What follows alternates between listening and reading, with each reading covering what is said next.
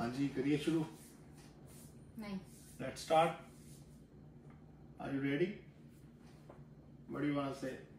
Hello guys, welcome back to our channel. So guys, आज एक और इन्फॉर्मेटिव वीडियो लेके आए हैं आपके सामने।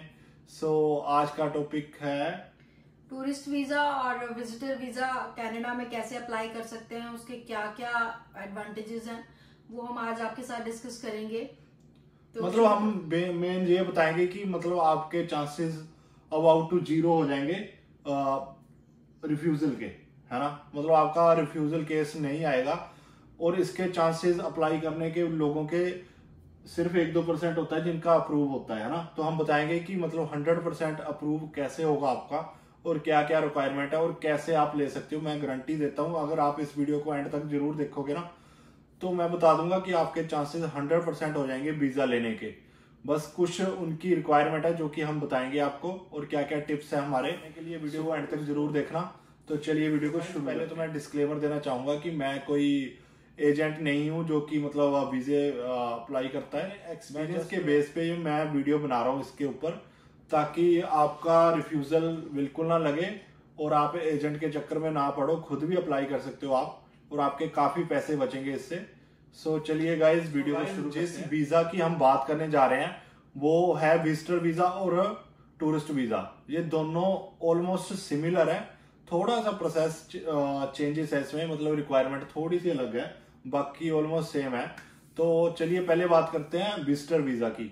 सो विजिटर वीजे में आपको एक स्पॉन्सर लेटर चाहिए होता है। विजिटर वीजा में बता दूं, visitor visa is like visit. तो आप विजिट करोगे किसी अपने रिलेटिव या फ्रेंड के पास, है ना, तो उसको बोलते हैं विजिटर वीजा। टूरिस्ट वीजा होता है जहां पे आपका कोई रिलेटिव या किसी के पास नहीं जाना होता है, आपने खुद से अपने बेस पे कनाडा आना होता है, उसको बोलते हैं टूरिस्ट वीजा। वो अदर कंट्री में भी लग जाता है। और जो विजिटर वीजा है वो आपको एक स्पॉन्सर लेटर लेना होता है, वो कोई भी दे सकता है। जैसे मान लो मैंने अपनी सिस्टर, अपना ब्रदर या अपना कजन, है ना, या अपना फ्रेंड बुलाना है, तो मैं उसको एक स्पॉन्सर लेटर दूंगा अपनी तरफ से लिख के कि मेरे को ये बंदा चाहिए। जैसे मान लो मेरा बर्थडे आ गया या मतलब मेरी शादी आ गई, है ना, तो मैं उस पे किस बंदे को बुलाना चाहता हूँ, तो मैं एक लेटर लिख के तो नोटरी से साइन करवा के उसको सैंक्शन करवा के मैं भेजूंगा, तो वहां से फिर वो वीजा अप्लाई कर सकता है। सो इन दोनों वीजा में सिर्फ यही डिफरेंस है कि इसमें एक स्पॉन्सर लेटर होता है जिस वजह से बंदे का वीजा लगने के चांसेस थोड़े बढ़ जाते हैं। दूसरा क्या होता है कि उसका खर्चा भी कम होता है। खर्चा इसलिए कम होता है क्योंकि उसको ये शो नहीं करना पड़ता कि मेरे को फंड लेके जाने पड़ेंगे, क्योंकि वो मेरे पास आएगा तो रहने का खर्चा फ्री है और ग्रोसरी नहीं करनी पड़ेगी, खाने पीने का खर्चा भी मेरे पास ही होगा, तो उसके खर्चे बिल्कुल नेग्लेक्ट ही होंगे। तो गवर्नमेंट को पता होता है कि ये बंदा किसी के पास जा रहा है, उसको टेक ओवर ले लेगा बंदा दूसरा, है ना, तो इसमें खर्चे कम होते हैं। सो गाइज, इसमें मैं बता दूं कि कौन कौन से ओकेजन होते हैं जिसपे बंदा स्पॉन्सर कर सकता है अपने फ्रेंड को, रिलेटिव को। इसमें गाइज होती है मैरिज हो गया, किसी का बर्थ हो गया, है ना, कोई बर्थडे हो गया, या कोई भी ऐसा प्रोग्राम हो गया जिसमें आप गवर्नमेंट को बोलोगे कि मेरे को इस जगह, इस ओकेजन पे मेरे को ये बंदे चाहिए, है ना, यहाँ पे। सो उसमें सबसे ज्यादा चांसेस होते हैं स्टूडेंट के।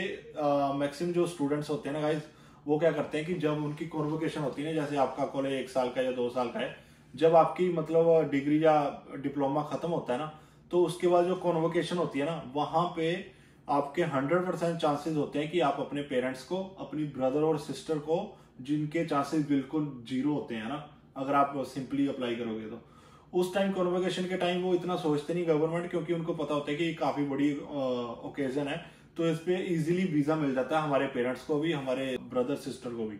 सो ये सबसे ज्यादा फायदा लेते हैं स्टूडेंट उस टाइम अपने पेरेंट्स को बुलाने का। यहाँ पे विजिटर वीजा के हमने बात कर लिया, अब हम करेंगे दूसरी तरफ टूरिस्ट वीजा की बात। तो मैम बताएगी कि टूरिस्ट वीजा कैसे लगता है और क्या क्या रिक्वायरमेंट होती है उनकी। इस वीजा में थोड़ी सी कॉम्प्लेक्सिटी होती है। इसको आपने मतलब इसमें आपकी जो प्रोबेबिलिटी होती है वो बहुत कम होती है लगने की। उसके लिए 2 रिक्वायरमेंट्स ऐसी हैं, अगर वो आप कंप्लीट कर देते हो तो फिर आपका वीजा आ जाएगा, सक्सेसफुल रेट अचीव हो जाएगा।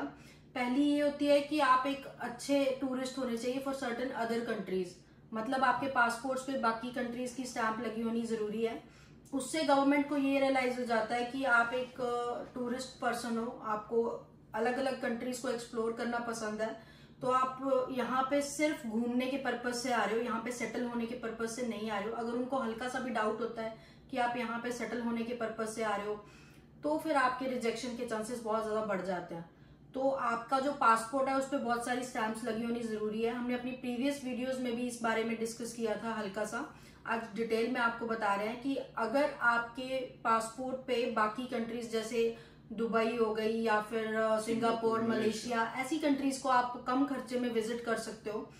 7-8 कंट्रीज को अगर आपने घूम लिया और उसके बाद आप कनाडा के लिए अप्लाई कर रहे हो इन टूरिस्ट वीजा कैटेगरी, तो फिर आपके वीजा एक्सेप्ट होने के चांसेस बहुत ज्यादा बढ़ जाते हैं। जो आपके 1 या 2% चांसेस होते हैं वो बढ़ के 80 to 90% हो जाते हैं। दूसरी रिक्वायरमेंट जो बहुत ज्यादा एसेंशियल है वो है आपकी इकोनॉमिक स्ट्रेंथ कितनी है, आपकी बैक होम में, आपकी कंट्री में आप स्टेबल कितने हैं फाइनेंशियली। क्योंकि इससे उनको ट्रस्ट हो जाता है कि अगर आप फाइनेंशियली स्टेबल है तो आप यहाँ आके किसी बिजनेस के पर्पज से नहीं आ रहे हो, या फिर आप यहाँ किसी तरीके की अर्निंग करने नहीं आ रहे हो जिससे यहाँ की गवर्नमेंट को लॉस हो सके। तो इसमें क्या करना पड़ता है, जैसे सपोज आप कोई गवर्नमेंट जॉब करते हैं तो आपको अपनी सैलरी स्लिप्स शो करनी पड़ती हैं सर्टेन टाइम पीरियड की, 1 to 2 years की, और अपना फंड शो करना पड़ता है। 5 लाख की रिक्वायरमेंट होती है। अगर आपके बैंक अकाउंट में 5 लाख है तो एक सर्टेन पीरियड के लिए आपको वीजा मिल जाएगा ताकि आप अपने यहाँ पे लिविंग एक्सपेंसेस को खुद डील कर सकें। क्योंकि दूसरी कैटेगरी में जैसे इन्होंने बताया कि आपको एक्सपेंसेस का चक्कर नहीं पड़ता है, बिकॉज कोई पर्सन आपको स्पॉन्सर कर रहा है, वही आपका खर्चा हैंडल करेगा, बेयर करेगा। लेकिन इसमें आपको अपना खर्चा खुद देखना पड़ता है, तो इसमें आपको अपने फंड्स बहुत ज्यादा शो करने पड़ते हैं।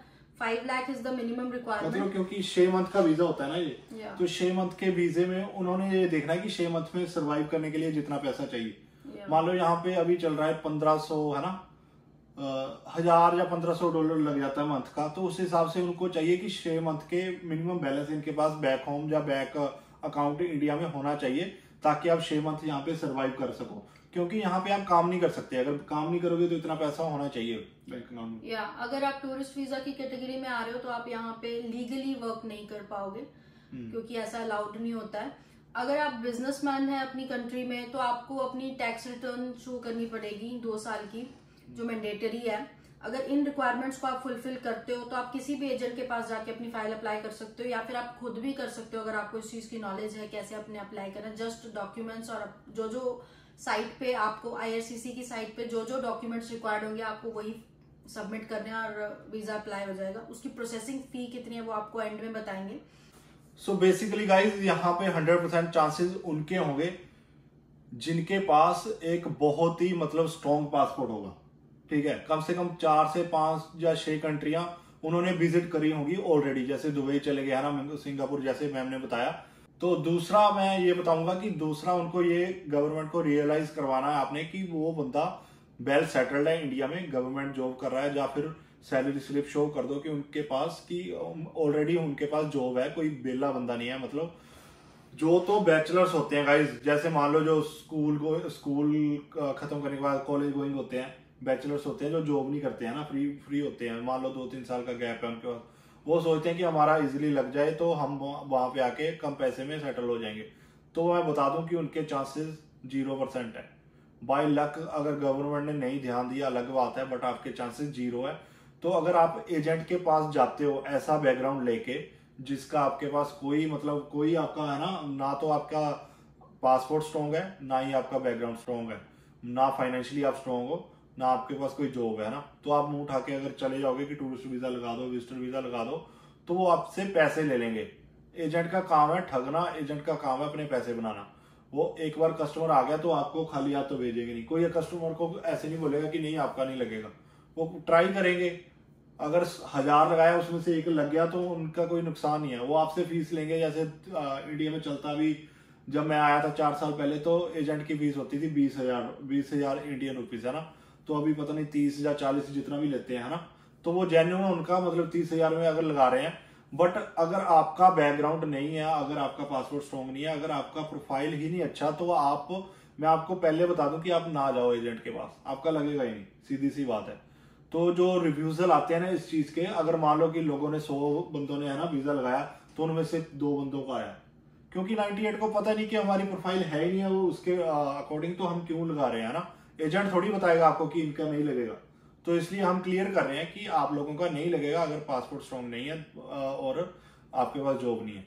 तो ये चीजें मैंने क्लियर कर दी हैं, तो एजेंट के चक्कर में मत पड़ना। और हम अभी बात करेंगे फीस के बारे में और कितना खर्चा आता है इसको अप्लाई करने में। तो गाइज इसका टोटल खर्चा जस्ट $100 है, जो कि इंडिया का 6000 या 6100 कितना $61 रेट चला हुआ है ना, उस हिसाब से लगा लो। $100 को मल्टीप्लाई कर दो 61 से, इतना खर्चा आता है वीजा अप्लाई करने का। और उसके अलावा इसमें बायोमेट्रिक अगर उन्होंने मांगे तो उसके लगते हैं $85, प्लस कईयों का मेडिकल मांगते हैं, कईयों का नहीं मांगते हैं। अगर मेडिकल मांगा तो इंडिया में 4000, 5000, 4500 रेट होता है मेडिकल का, तो 5000 के अलावा उसके अलावा कोई खर्चा नहीं आएगा गाइज। आपका $300 में सारा का सारा खर्चा आपका कंप्लीट है। उसके बाद आपने फ्लाइट लेनी है और यहाँ पे आना है, जो कि इंडिया का बनता है 18 to 20,000 अप्रॉक्स। हाँ, सो 18-20,000 बनता अगर आप खुद से अप्लाई करोगे, ठीक है। उसका मैं लिंक बता दूंगा यहाँ पे नीचे। जीसी की में अकाउंट में गवर्नमेंट की जो कनाडा की गवर्नमेंट की साइट है ना, वहां पे मैं जीसी अकाउंट आपने क्रिएट करना है। उसके बाद step by step tourist visa कैसे लगाना है, या विजिटर वीजा कैसे लगाना है, उसकी एक चेकलिस्ट आ जाएगी जिसमें इतने डॉक्यूमेंट दिए होंगे कि ये आपने प्रोवाइड करने हैं उनको। अगर आपके पास वो डॉक्यूमेंट नहीं है, मतलब आपका वीजा नहीं लगेगा। अगर आपके पास सारे डॉक्यूमेंट्स हैं तो उसको सबमिट करके खुद ही अपना वीजा लगा सकते हो और एजेंट के जो 20-25-30 हजार है वो बचा सकते हो। अगर आपने वो रिस्क नहीं लेना है, जो आपको नहीं अप्लाई करना आता है, तो आप एजेंट के पास जाके लगा सकते हो। बट मैंने जो पॉइंट बताए हैं उसको माइंड में रख के जाना, क्योंकि उसके अलावा आपका वीजा नहीं लगेगा। सो गाइज आपने एजेंट की ठगी से बचना है। और दूसरा, हम इसके रिलेटेड एक और वीडियो बनाएंगे कि जब आप यहाँ पे आ जाओगे, विजिटर वीजा या टूरिस्ट वीजा है ना, तो उसके बाद आपका मेन टारगेट यही होगा कि आपने कनाडा में सेटल होना है। कोई भी बंदा कनाडा आने के बाद वापस जाना नहीं चाहता है ना। चाहे आपकी गवर्नमेंट जॉब लगी है, लोगों ने गवर्नमेंट जॉब छोड़ के भी कनाडा आए हुए हैं, बट अगर इतने चीपेस्ट वे में अगर आप एंटर कर गए कनाडा में, उसके बाद आप विजिटर को वर्क वीजा में कैसे चेंज कर सकते हो, उसका वीडियो हम इसके बाद बनाएंगे। सो गाइज हमारे चैनल को सब्सक्राइब कर लेना। अगर आप नए हो, वीडियो देख रहे हो, तो चैनल को सब्सक्राइब करके जरूर जाना। और अगर इन्फॉर्मेटिव वीडियो लगी हो तो वीडियो को लाइक करना, शेयर करना और चैनल को सब्सक्राइब करना। Till then take care, bye bye. Bye guys, thank you.